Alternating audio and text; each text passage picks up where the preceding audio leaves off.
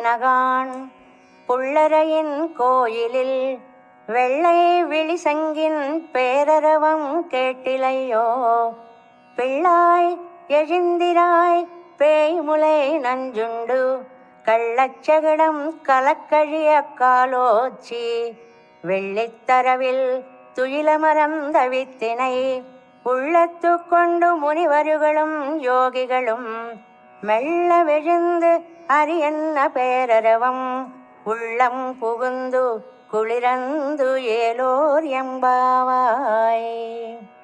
తిరుప్పావైలో మొదటి 5 పాసురాల్లో వ్రతానికి సంబంధించినటువంటి విశేష విషయాలను అందించి 6వ పాసురం నుంచి 15వ పాసురం వరకు 10 రోజులు 10 మంది గోపికలని నిద్ర లేపినట్లుగా భావించి చెప్తోంది అమ్మ.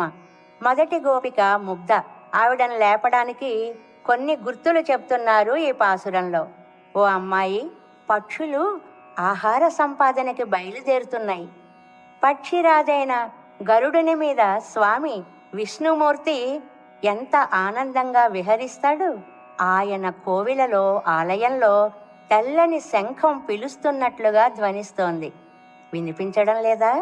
లే పూతన విషక్షీరాలు తాగినవాడు, శకటాసురుని చంపినవాడు, పాల సముద్రంలో మెత్తని శేషుని పైన లోకరక్షణ కోసం యోగ నిద్రలో ఉన్న స్వామిని, జగత్కారకుని, సర్వేశ్వరుని తమ హృదయాలలో దాచుకున్న మునులు, యోగులు హరి హరి అన్నప్పుడు వచ్చే ధ్వని మా గుండెలలో దూరి మమ్మల్ని లేపింది.